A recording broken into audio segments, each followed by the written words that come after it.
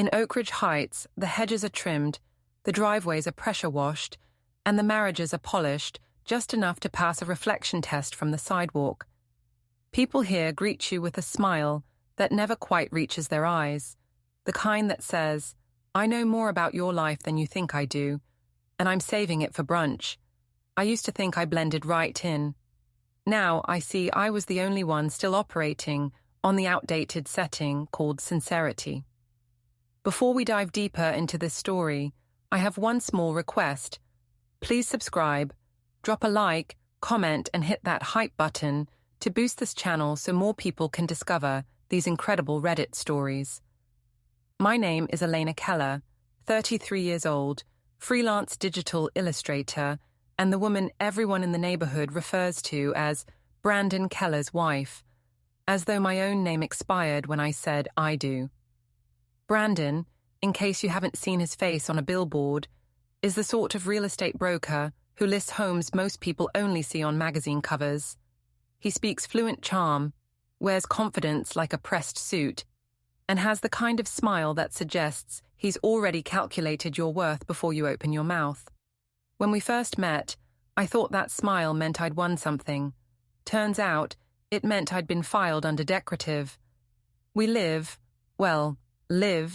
in a house Brandon liked to call a statement piece. Modern, glass panels, a staircase that looks like a steel sculpture, the whole place white and echoing like a museum no one actually wants to touch.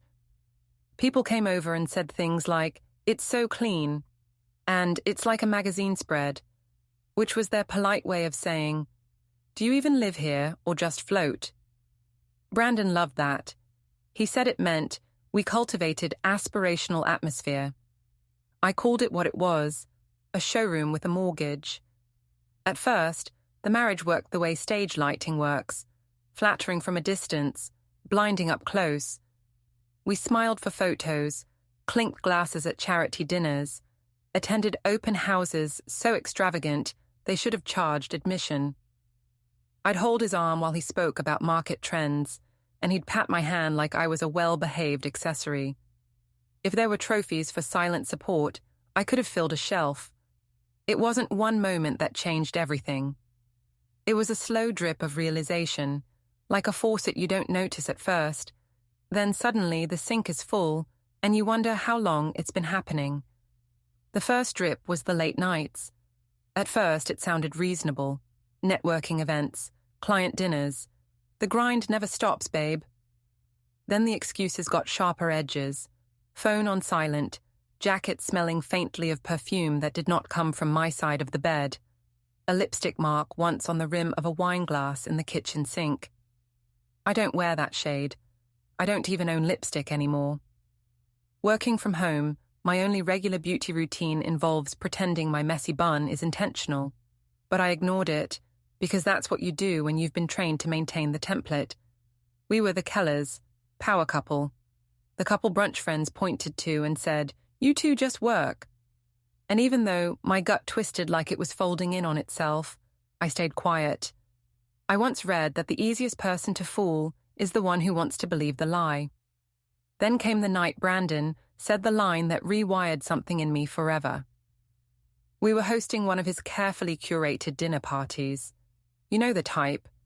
Shadows of candles, slow jazz playlist, guests who talk loudly, so they sound interesting, and quietly, so they sound important. I floated around, plating appetizers, like a silent server with better hair. At one point, Brandon introduced me to a new couple. "This is my wife," he said, and that was it. No name, no mention of my work. Just my wife, like an item on the shelf between the fancy wine opener and the imported cheese. Later, when the guests left and the dishwasher hummed like it was doing all the real emotional labor, I asked him why he never introduced me with anything more than a title. I didn't accuse. I didn't yell. I just genuinely wanted to know. He didn't look up from his phone. "You're overthinking. You exist when I say you do, Elena. That's how this works." I didn't answer. I just stood there, holding a towel and a truth I could no longer unhear. That was the moment the faucet stopped dripping, and the floor flooded. "You know what's interesting?" He said it casually, like he was explaining the remote settings. He didn't even register the sentence as cruel. That told me everything I needed. Cruelty is sharp when it's intentional. It's lethal when it's casual. After that, I started watching him the way a hawk watches a mouse. Quiet, still, head tilted just slightly. I listened when he talked to his clients, noticed the tone shift when his phone lit up with certain names. I memorized the rhythm of his lies. Because lies have rhythm, you just have to stop dancing to hear it. Then came the lipstick glass. I walked into the kitchen one afternoon, and there it was on the counter. Burgundy smear, feminine shape, the kind of imprint left by someone who knows they're being watched and enjoys it. I stared at it a long time. Then I rinsed it, loaded it in the dishwasher, and made myself lunch like I wasn't living in the background of my own marriage. That night, Brandon came home with his tie loosened and the smile of a man who believes his world is untouchable. He kissed my cheek, complimented the pasta I reheated from the night before, and told me I should be proud to support a man who provides this kind of life. My laugh sounded normal, but something in me had already left the room. 2 days later, I met Diane Murch while walking back from the store. Diane is the HOA's unofficial news anchor. If Oakridge Heights had a morning program, she'd host it from her porch with a latte and a wireless mic. She leaned in, lowered her voice, and told me she'd seen Brandon out late in the city with a very stylish young woman who was decidedly not you. She said it like she was handing me weather updates, not information capable of cracking a life in half. I thanked her, smiled, and walked away. She assumed I was in shock. What she didn't know was that I had already reached the point beyond shock, a quieter place. Shock is loud, realization is silent. That night, Brandon had another networking dinner. His suit was pressed. His cologne was strong. His lies were effortless. I watched him leave, and I didn't ask where he was going. I just said, "Have fun." He didn't even notice the change in my tone. You'd think a man who sells houses for a living would be better at sensing when the foundation is giving out. I went to his office the next day, under the pretense of dropping off the laptop he claimed he forgot. The receptionist greeted me with a smile that made me think she knew things. Everyone in that office looked at me like I was the answer to a question they didn't want to ask out loud. On the way out, I saw her, Tessa, tall, sleek, the sort of woman who enters a room like a new subscription service, presented as essential, marketed as life-changing. She wore the kind of red lipstick that doesn't smudge unless you want it to. I knew instantly, not because women have a sixth sense, because she looked at me the way someone looks at the person whose place they think they've already taken. She didn't speak. She didn't need to. The air between us was fluent. That night, Brandon came home late again, and I sat on the couch sketching something abstract, something dark and warped, and more honest than anything hanging on his pristine white walls. He didn't notice. He walked right past me, humming, untouchable. He had no idea he was already living inside a countdown. I didn't confront him. That's not my style. Confrontations give people a chance to deny. Silence gives them a chance to expose themselves. I watched. I collected. I took notes in my head like a crime scene technician without the tape. No snooping through his phone, no bugs, no dramatic scenes, just patterns, receipts, calendar gaps, car mileage, the simple math of absence. The next moment I remember clearly was at dinner the following week.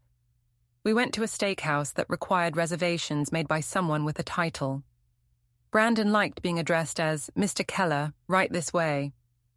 The waiter poured wine that cost more than my weekly grocery bill. Brandon talked about a new penthouse listing, a client from Miami, the market shifting. I nodded in all the right places. Then he leaned back in his chair, looked me dead in the eyes and said, "You don't appreciate how much I shield you from. You just get to draw and relax while I do the real work." I smiled, a real one this time, sharp and quiet. Shield me from what exactly? He waved his hand. The parts of life you're not built for. That was the moment I stopped being a character in his story. I didn't flip the table. I didn't cry. I didn't ask who Tessa was, or whether her lipstick came off on his collar the way it did on that wine glass. I just nodded, took a sip of wine, and thought 3 words: watch me vanish. The next morning, before he woke up, I opened my laptop and started a folder titled Exit. The sound it made when it saved was almost polite. I packed nothing visible. I said nothing out loud. I began. But this isn't the part where I leave. This is the part where I learn exactly how much a person notices only when they're about to lose everything. The truth is, when Brandon said, "You exist when I say you do," he thought he was declaring hierarchy.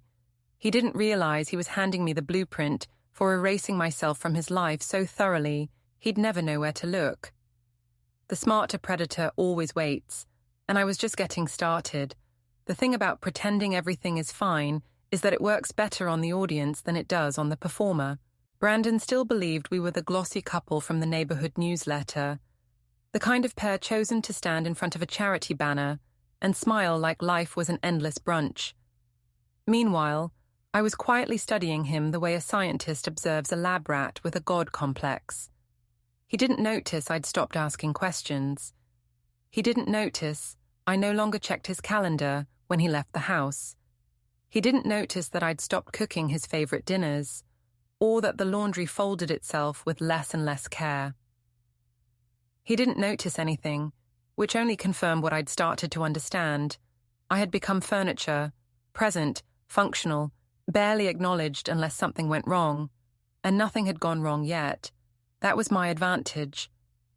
Brandon's late nights had evolved from busy season to big client to networking dinner to don't wait up in less time than it takes for a glass of ice to melt.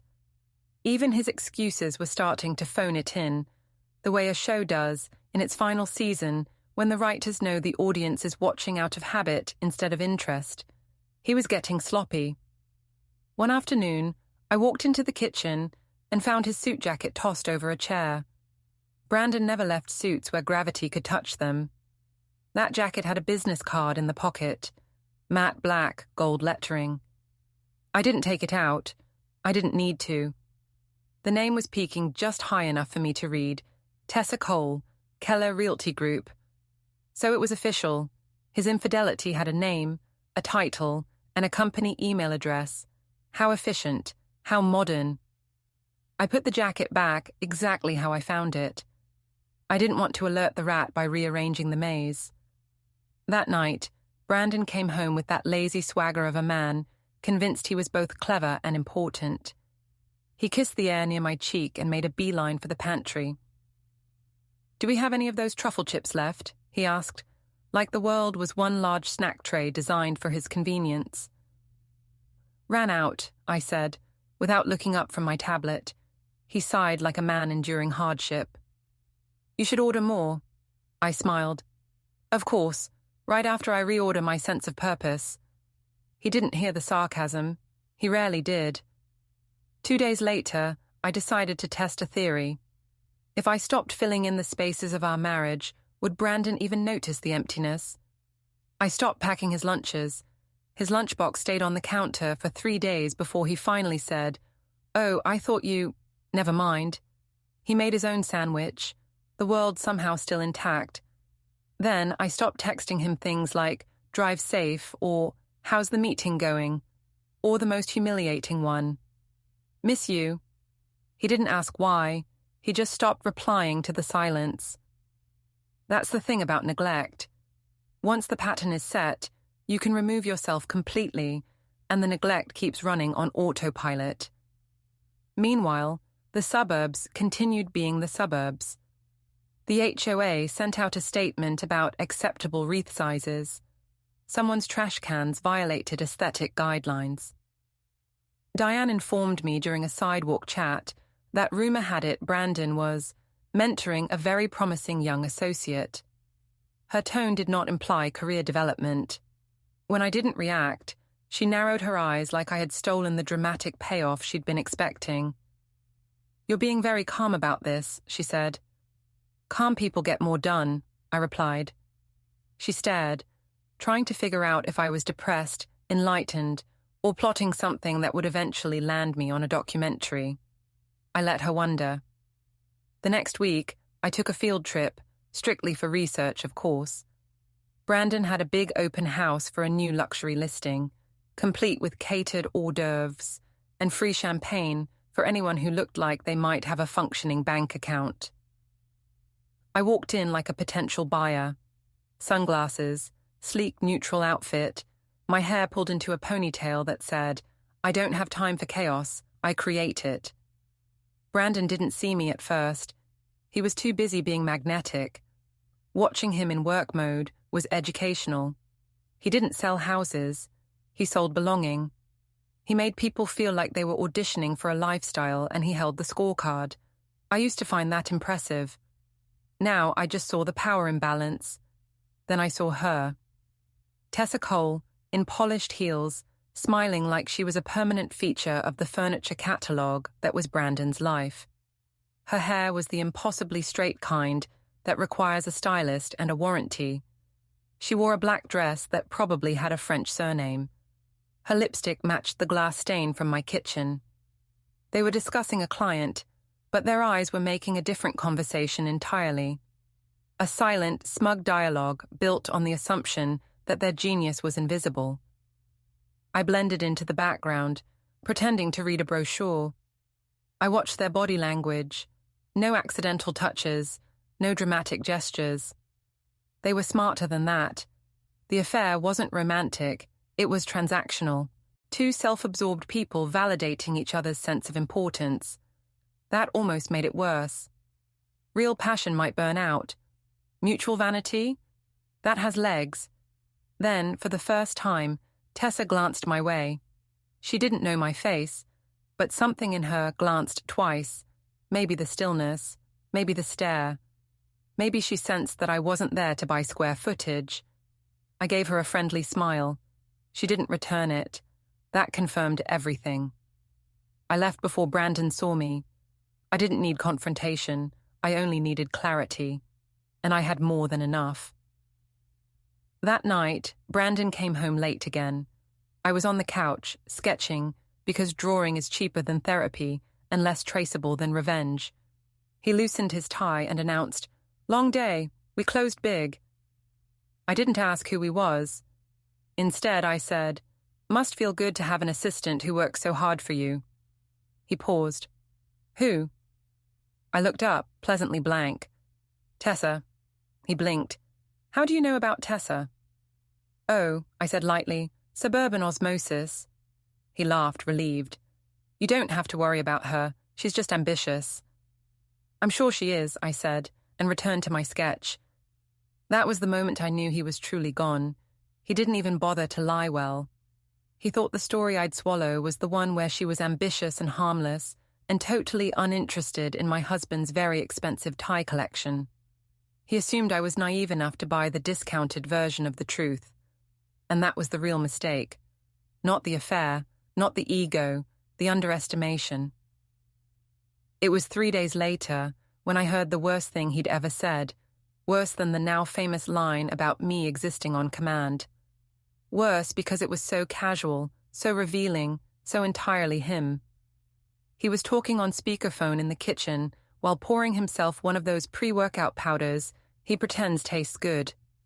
I hadn't announced I was home yet. He didn't know I was standing in the hallway. "She's fine," he was telling someone. "She's not going anywhere.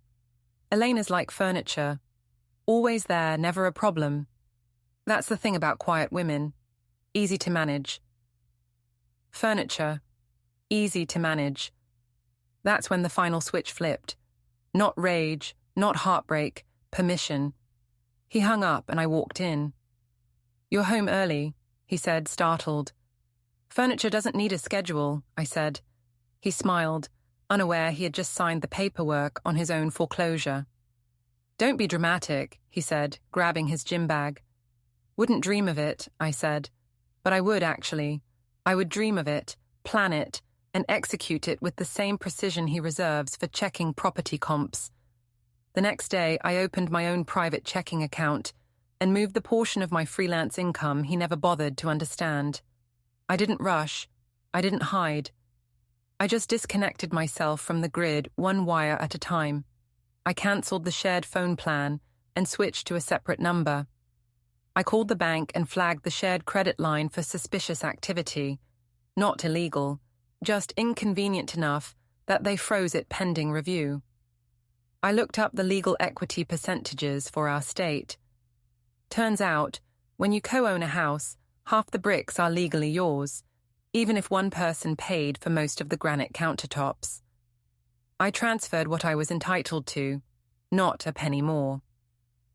Then I rented a studio under my maiden name, a place with floored floors and windows that actually opened, a place made for living instead of staging. I told no one. The silence was delicious. Brandon still hadn't noticed a thing. You know what he did notice? The day his company card got declined at a rooftop bar in front of 2 clients and an intern with a very active social media presence. I know because he called me, not angrily, no, that would imply accountability. He called confused. Elena, hey, did something happen with the bank? My card isn't working. Oh? I said sweetly. Maybe the system didn't recognize the spending pattern. We'll talk when I get home, he said, annoyed. That assumes we share a home, I said, then hung up. I packed the last of my essentials that night. The house was still spotless, still echoing, still staged to look like a life instead of houseware. Brandon never saw the emptiness forming because he lived in a world where everything was designed to stay in place. He didn't realize the furniture had legs, and I was no longer sitting still. That night, before I left, I stood in the entryway and looked around. The stairs he loved, the white sofa I never liked, the framed photo of us smiling in coordinated outfits, me tilted toward him tilted toward the camera. I didn't smash it or tear it or set it on fire. That's the kind of revenge people expect. Mine was quieter, smarter, more permanent. I just took it down, placed it gently face down on the console table, and left the house through the back door. Brandon always said I existed when he said I did. He never considered what would happen when I stopped answering. And the thing about being underestimated is simple. Once people decide you don't matter, you can move in complete freedom. I wasn't gone yet, but I was already disappearing. Moving out of a marriage is not like moving out of an apartment. Apartments come with a lease. Marriages come with expectations, fingerprints, history, mail forwarding forms, and at least 3 casseroles from neighbors who pretend they don't listen through their kitchen windows. Leaving an apartment means packing. Leaving a marriage means subtracting yourself from a structure someone else assumes is permanent, like trying to pull a thread out of a sweater without leaving a hole. Spoiler, you always leave a hole. The important part is making sure the right person falls through it. I didn't vanish overnight. I vanished in stages, the same way Brandon's loyalty had. First came the emotional exit, then the financial exit, and finally the physical one. Each step quiet, fully legal, and timed like a performance cue. If Brandon had ever taken the time to notice me, instead of just assuming my availability, he might have seen the signs. But men like him don't track what they think they own. They only panic once it's gone. The morning after his card was declined, Brandon stomped through the house looking for answers, the same way a toddler looks for a toy he threw behind the couch. Loud, impatient, confident someone else would fix it. Elena, he called, opening a cabinet like I might be stored inside with the olive oil. I didn't answer. Not because I wasn't home, yet, but because I wanted to hear what tone he used when he wasn't performing. He sounded confused. Not angry, not worried, just confused. Which was the most insulting part. He still believed the world existed in a circle around him, and anything outside that circle simply paused until he returned. He found me in the living room, sketching on the couch. My card got flagged again, he said. Did the bank call you? No. He waited for more. I gave him nothing. It's ridiculous. I've spent more in a month before. They shouldn't be freezing anything. Maybe they thought the spending pattern was suspicious. He looked at me like I had quoted instructions in another language. "I'll take care of it," he said, which meant nothing because Brandon's version of taking care of it always meant someone else would handle the paperwork. He grabbed his keys and stormed out. I clicked the lock behind him. Not dramatically, just testing the sound of a door shutting between us. It was nicer than I expected. That afternoon, I drove to the small studio I had rented under my maiden name, Elena Hart. The lease was in a simple building above a florist shop that smelled faintly of eucalyptus and soil. The apartment wasn't large, but it was mine in a way the house never had been. The floor had scratches, the radiator clanged like it had opinions, and the window stuck if you didn't lift them just right. Perfect. I brought only what I needed: laptop, sketch tablets, external drives, toiletries, 2 sets of clothes, the only coffee mug in our house that didn't match the curated set Brandon bought for hosting. Everything else could stay. I didn't want the furniture, the art pieces chosen because they impressed other people, or the heavy dining table he insisted we needed for formal dinners we never had. If he wanted a stage, he could keep the props. The first night I slept there felt like borrowing someone else's life. I lay on the floor with a rolled hoodie for a pillow because the mattress delivery was scheduled for the next day. I listened to the hum of traffic outside instead of the silent museum of that house. Silence is only peaceful when it belongs to you. I woke up at 6 a.m., not because I planned to, but because freedom doesn't come with a snooze button. I made coffee, sat on the floor with my sketch pad, and waited for the panic call. It arrived at 8:14 a.m. "Elena, the account is still frozen," Brandon said, voice clipped. "I need you to call the bank and clear it." "I don't have access anymore," I said. I removed myself from the account. Silence on the line. Not thoughtful silence, not emotional silence, just the kind that happens when someone hears a word they've never had to process before. Removed. "You did what?" "I took my name off the joint account, and the phone plan, and the utilities. You'll have to update the billing information." "Elena, what are you talking about?" "I'm talking about the fact that I don't live in your wallet anymore." "That's not funny." "It wasn't meant to be." He exhaled hard. "Are you upset about something? If this is about work hours or that associate rumor or whatever Diane probably said." "It's not about whatever, Brandon. It's about everything. All of it." "Can we talk in person?" "Not today." "Elena, I need you here." His choice of words was perfect. Not want, not miss, need. As in, the support beam of his life had moved and the ceiling was dipping.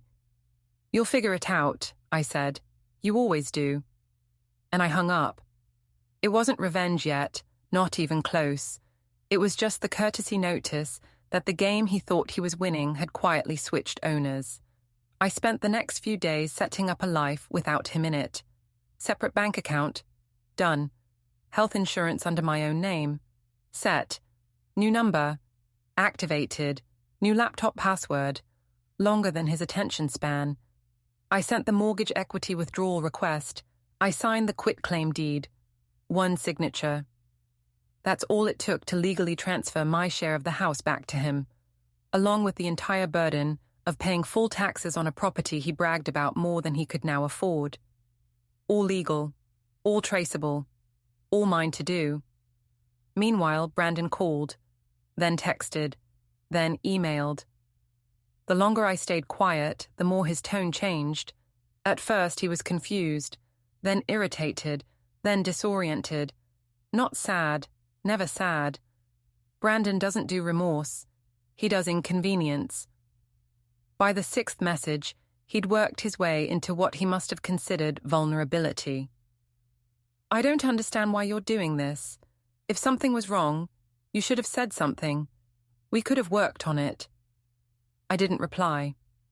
When someone says we could have worked on it, What they really mean is you could have fixed yourself while I continued as usual.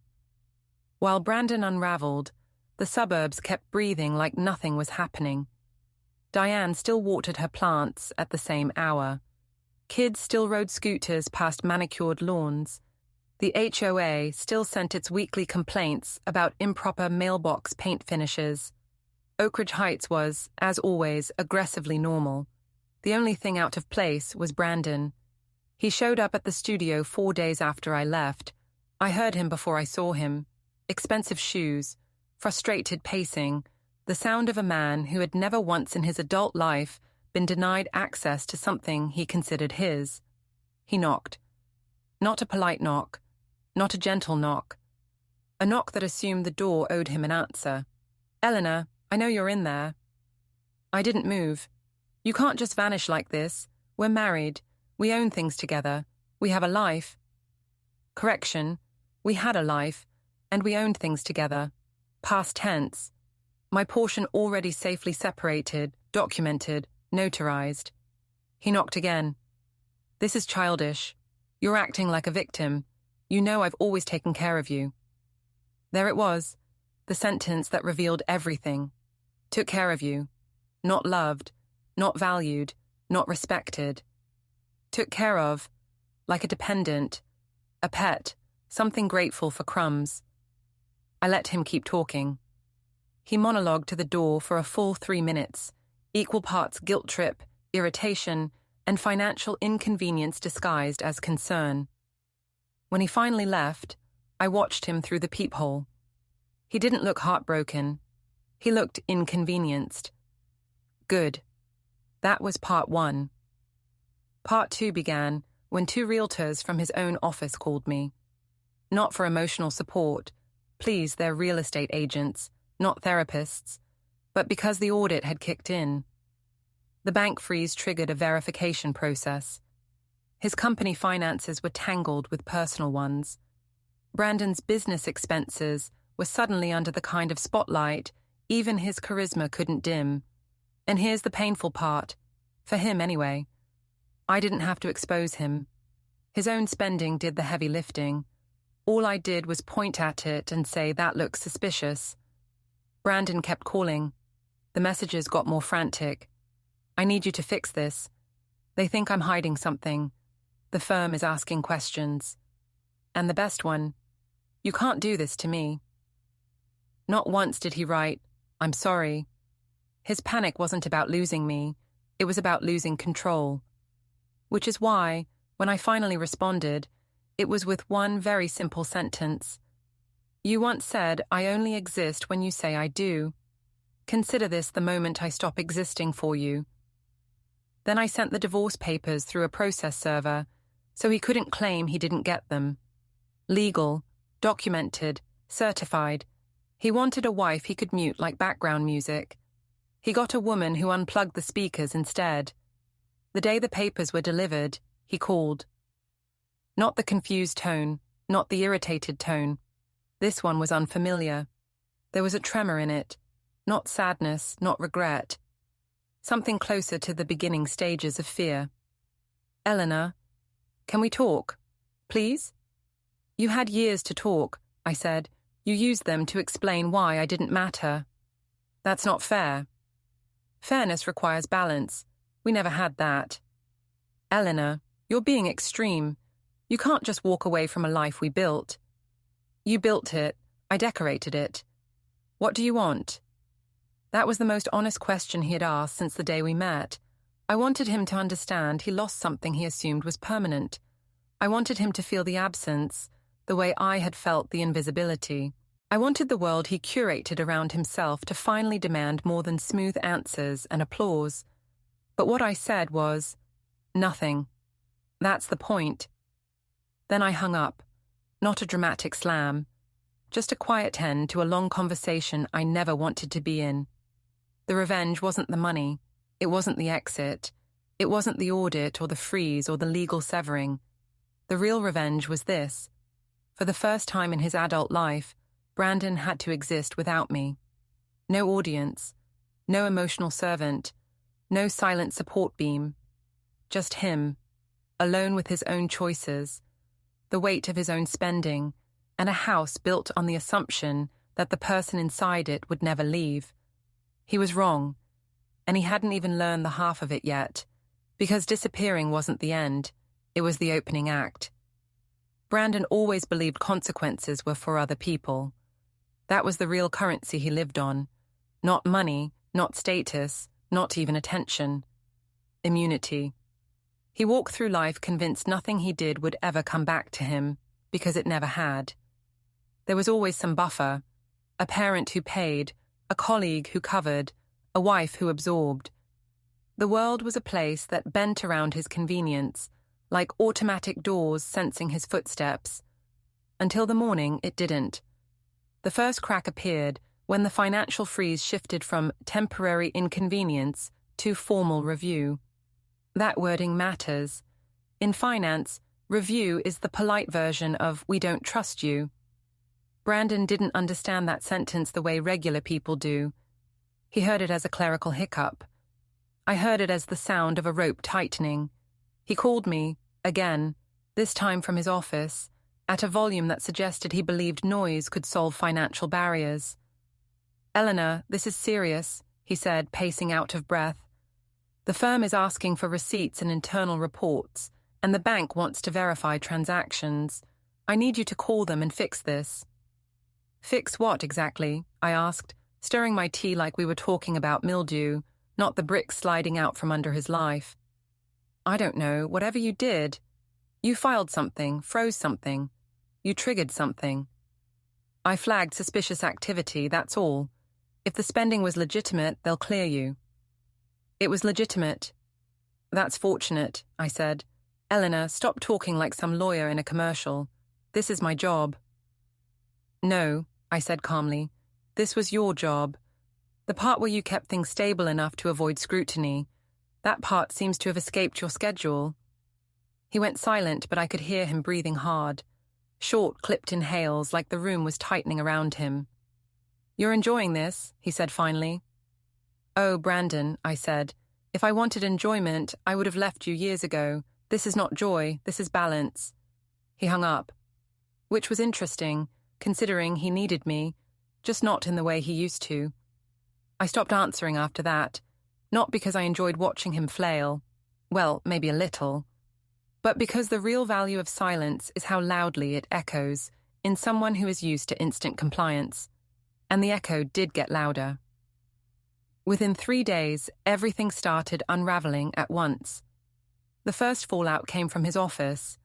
Whispers in polished hallways, co-workers asking questions with their eyebrows instead of their mouths.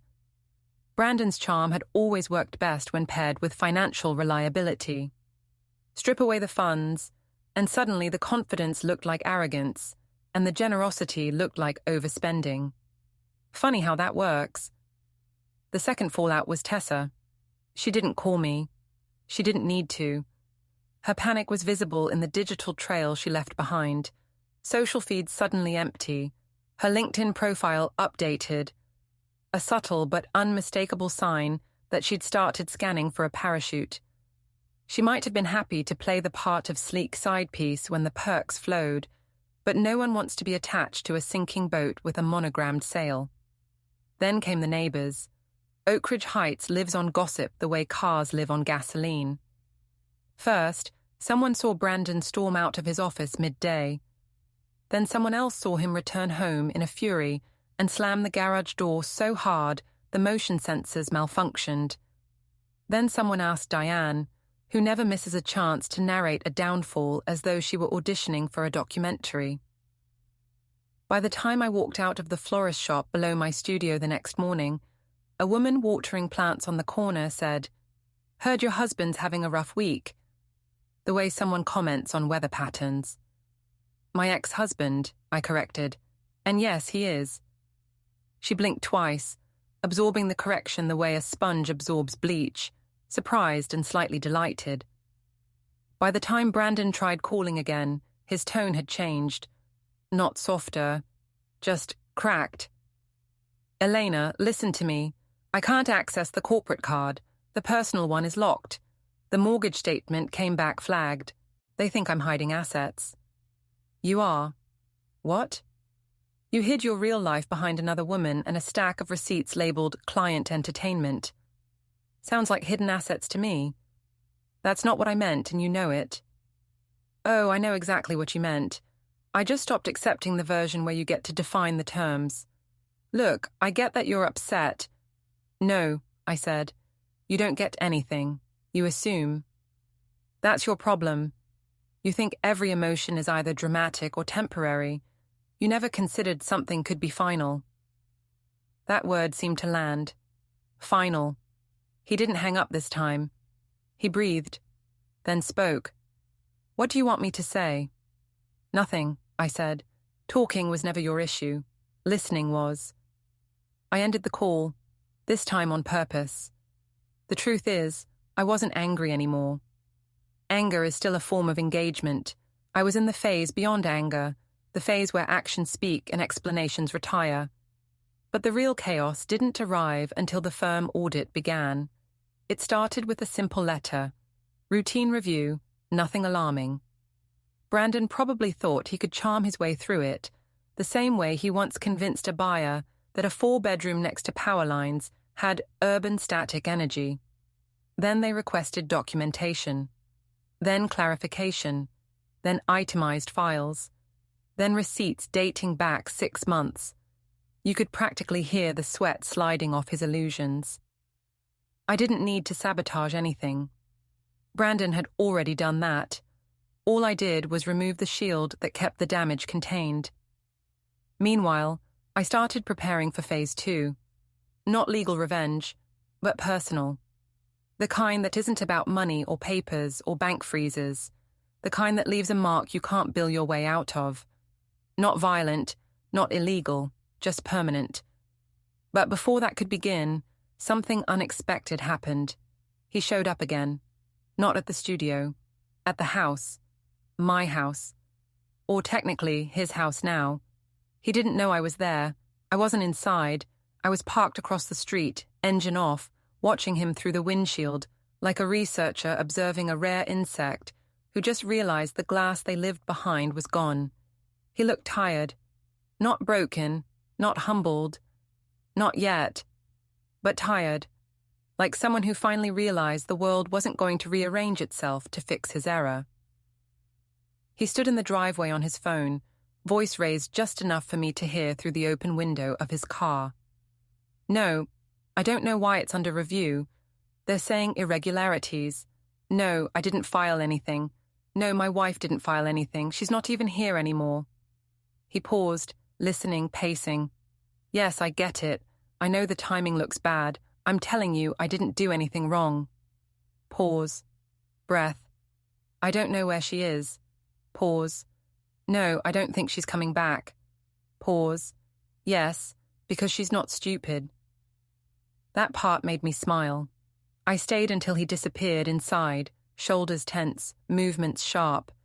That was the first time I'd seen him alone in a space he once used to showcase his success. The absence of me looked louder than I expected. I drove away without turning my lights on. He didn't see me. He wasn't looking outward. People in crisis rarely do. Later that night, I got a call from an unknown number. When I didn't answer, a voicemail appeared. Brandon's voice, but different. Slower. Not shaky, just unscripted. Elena, I don't know what you're doing, but I need you to stop. Please, this is getting out of hand. I can't get ahead of it. I need help. Funny word, help. When I needed emotional oxygen, he gave me air freshener. When I needed respect, he gave me silence. When I needed presence, he gave me absence and called it sacrifice. Now he needed help. I deleted the voicemail, because the thing about help is this: it only matters when it's mutual. Help without respect is just enabling. And I was done enabling. The next morning, Tessa reached out. Not directly. She would never risk that level of humility, but through a message disguised as concern. Hi, Elena. Not sure what's going on, but things at the firm are intense right now, and Brandon seems stressed. If you could talk to him, I think it would help. Oh, Tessa. still under the impression that I was the emotional service animal in the marriage. I didn't respond. She messaged again 2 hours later. If this is about me, I'm sorry. I never wanted to disrupt anything. Maybe we can talk, clear the air. Yes, I thought, let's clear the air, with a leaf blower pointed directly at your fragile sense of moral distance. But not yet. Revenge isn't improvised. It's layered. It needs pacing, timing, and one perfect moment when the target realizes everything they thought was stable was actually held up by the person they dismissed. And that moment was approaching. I could feel it the way animals feel storms, not dramatic, just certain. So I waited. Let the audit dig deeper. Let the firm whisper harder. Let Tessa panic. Let Brandon finally experience what it feels like when the world doesn't behave like a stage set for his convenience. Because disappearing was step 1. Step 2 was impact, and impact only works when the absence has already rearranged the atmosphere. The storm hadn't hit yet, but the sky was starting to tilt, and that meant it was almost time for me to return. Not to beg, not to talk, not to repair. To finish. There's a moment in every plan where the silence before impact becomes louder than the impact itself. That's where I was. The financial collapse was already working its way through Brandon's life, like a slow leak in a luxury boat, and he was just now realizing the water wasn't rising because of bad luck. It was rising because someone stopped bailing for him.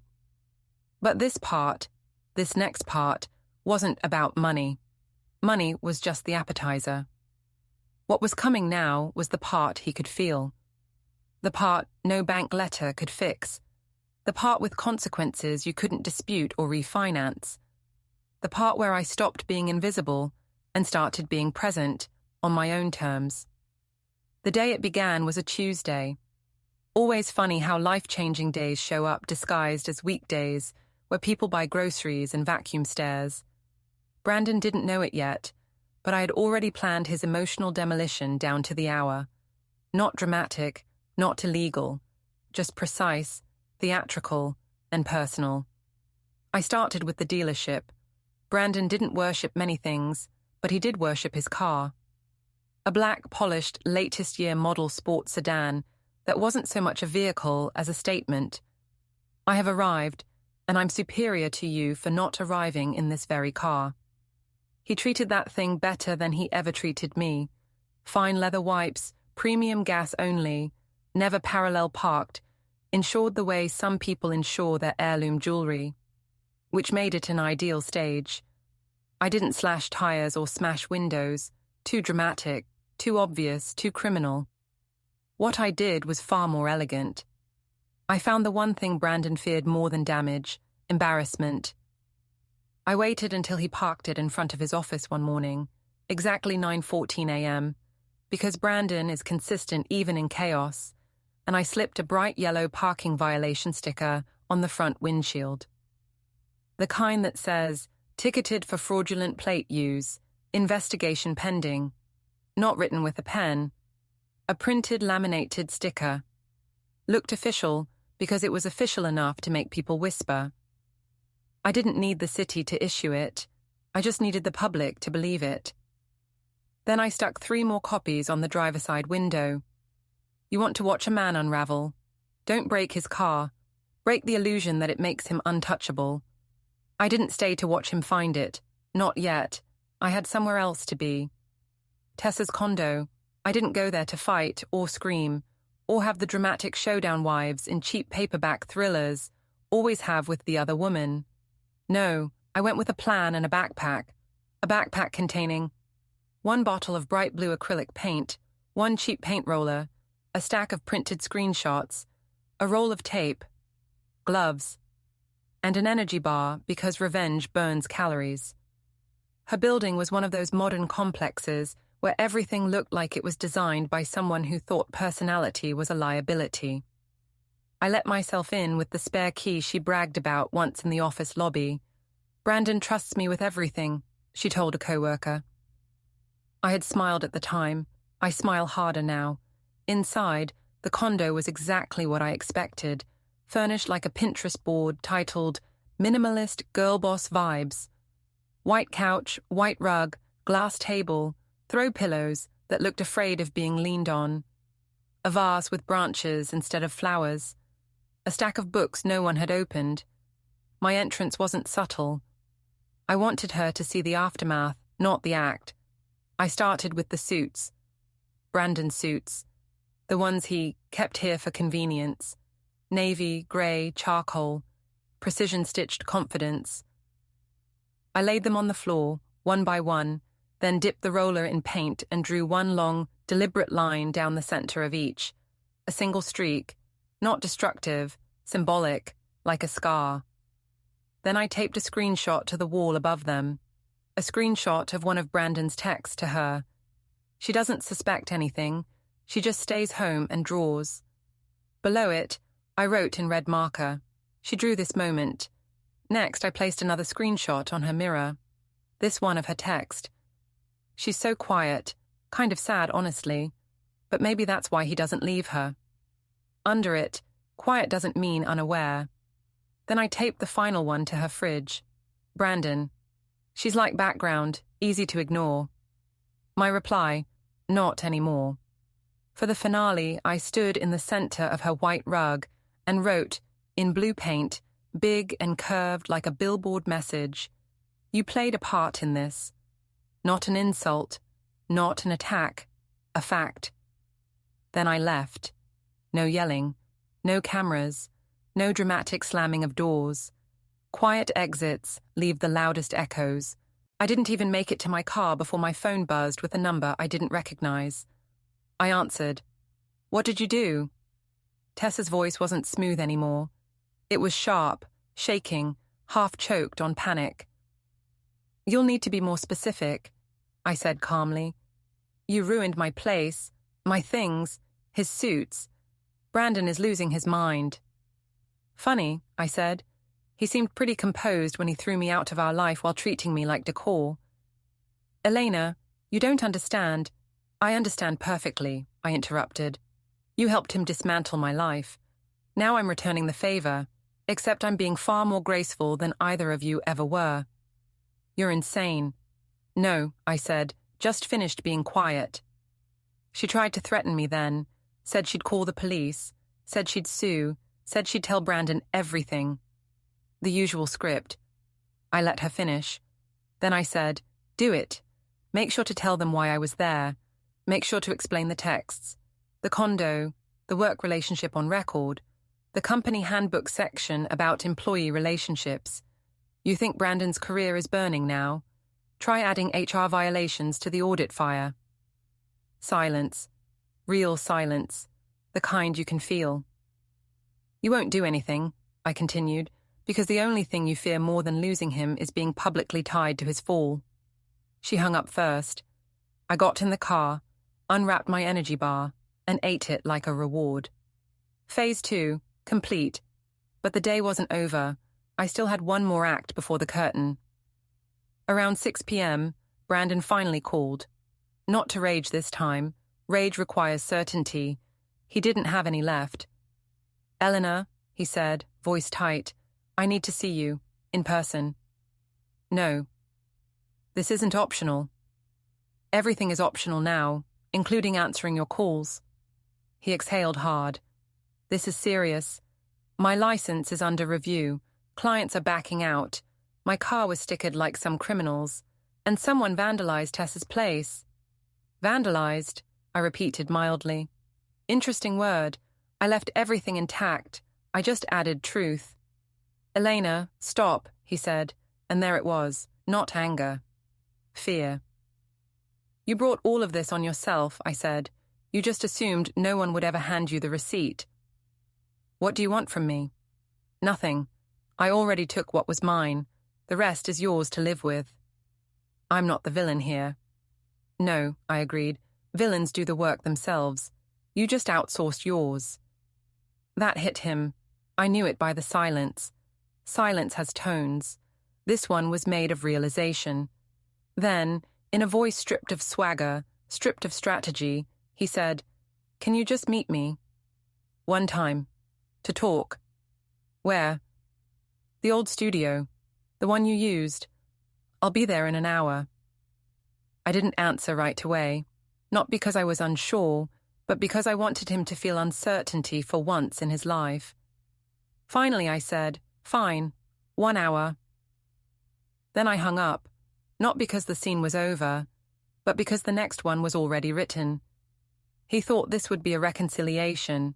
He thought talking might reverse gravity. He thought showing vulnerability would suddenly be enough. What he didn't understand was this: you can't ask for forgiveness from someone you never actually saw. The studio wasn't a place for closure. It was a stage, and I was finally the one holding the lights. It was almost time for the end. Not the soft kind, the kind that stands up, looks the lie in the eye and says, "I'm not your background anymore." Brandon always imagined the world would pause for him. Conversations, consequences, people, everything always circled back, waiting for him to arrive and decide its meaning. That was the kind of man who walked into the studio that night, not the wrecked version begging for rescue, not the charming version selling dreams, just a man who still believed his presence was a solution. He stood in the middle of the room, hands in his coat pockets, posture rehearsed. Even now he was performing. He looked around like he expected to see grief painted on the walls. Instead, he saw clean surfaces, a half-open window, and me leaning against the far counter, arms crossed, calm. "You showed up," he said. "You asked. I had time." He nodded like he'd already decided how the conversation would go, like it was a negotiation instead of a verdict. "Look, I know we've both said things." "I haven't said enough," I cut in. That changed his face. Not dramatically, just enough to show he understood this wasn't going to be one of those arguments where he wore me down with tone. I walked toward him slowly, not for effect, but because I wanted him to feel the shift. For the first time in our entire marriage, he was the one reacting to my steps instead of the other way around. "You're looking for the moment this can be fixed," I said. "There isn't one." "Elena, you made your point." "No," I said. "I didn't make a point. I made a choice. You were just the last to realize it." He tried to speak again, but I raised a hand. "Not yet." That landed too. Brandon wasn't used to being told when he was allowed to talk. He wasn't used to waiting for anything. "You spent years deciding when I existed," I said. "You decided when I was present, when I was useful, when I was visible. You didn't cheat because you were unhappy. You cheated because you assumed nothing in your life could ever leave you. I was supposed to stay. That was the deal in your head." He didn't deny it. That was almost worse. "And now," I asked, "now you're watching something you can't undo. And the only reason it feels unreal is because you never imagined a version of life where I had the power to walk away." He shifted his weight. "Elena, I get that you're angry, but—" "I'm not angry," I said. "Anger implies I'm still tied to you. I'm done." He swallowed. "Then why come, if you don't care?" "Because I wanted to see your face when you realized the part you got wrong." He frowned. "What part?" I smiled a little. "You really think I'm the one who destroyed you?" His confusion was real, sharp, unsettled, not performed. "You froze the accounts. You triggered the audit. I didn't trigger the audit," I said. "That part wasn't me." That stopped him completely. "What?" "The bank review, the internal firm investigation, that chain reaction, that started before I ever touched a form. I knew about it. I used it. I didn't cause it."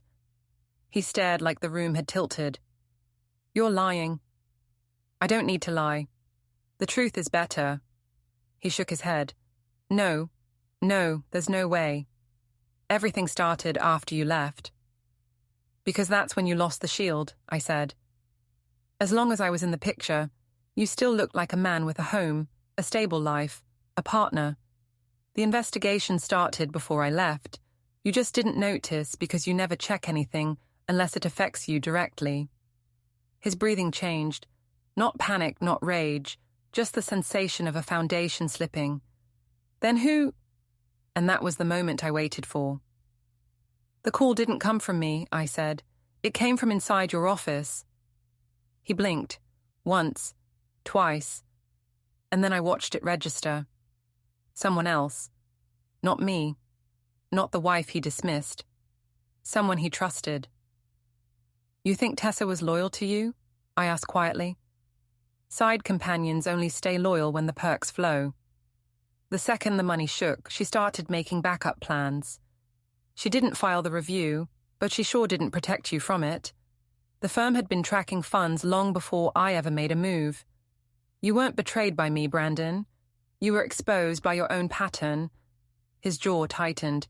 You're saying I'm saying you hired a snake and assumed it would only bite other people. Silence again. Not empty silence, realization silence. Heavy, unwanted, undeniable. He dropped into the nearest chair. I thought, he started, then stopped. You thought the downfall was me, I said, because you assumed I wasn't capable of anything beyond standing quietly behind you. His voice was quieter now. So you just watched it happen? No, I said. I timed my exit to make sure you couldn't use me as a shield when it landed. He leaned forward, both hands clasped, the posture of a man who had finally run out of explanations. You could have warned me. And you could have respected me, I said. We both made choices. For the first time since I'd known him, he didn't speak. Not because he was planning a response, because there wasn't one. After a long minute, he managed. So this is it. This was it the moment you told me I only existed when you said I did, I said. I just took my time choosing the exit. He stood, slowly, like someone older than he was. Where do you go from here? That's the difference, I said. I don't need you to ask that for my life to move. You do. I walked past him toward the door. He didn't block me. He didn't beg. He didn't touch me. He just stood there, realizing the world was no longer built around his gravity. I stopped at the door. One last thing, I said. You didn't lose me because of her. You didn't lose me because of the audit. You lost me years ago. You just didn't notice. Then I opened the door and stepped out, and for once, there was no voice behind me calling my name, no footsteps, no bargaining, just the sound of a man finally understanding he wasn't the victim, he was the cause. I walked down the stairs without looking back, not because I didn't care, but because the story wasn't unfinished. It was complete. And the most satisfying part?